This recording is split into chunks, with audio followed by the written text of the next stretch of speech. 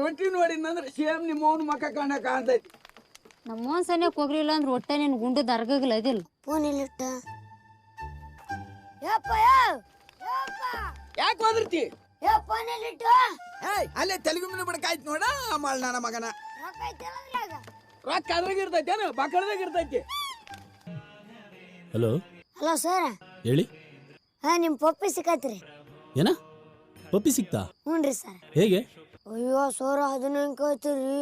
ನಾನು ನಮ್ ದೋಸ್ತ ಒಂದಿನ ಊಟ ಮಾಡಿಲ್ರಿ, ಹಂಗ್ ಹುಡುಕಿರಿ. ತುಂಬ ಥ್ಯಾಂಕ್ಸ್ ಕಣಪ್ಪ.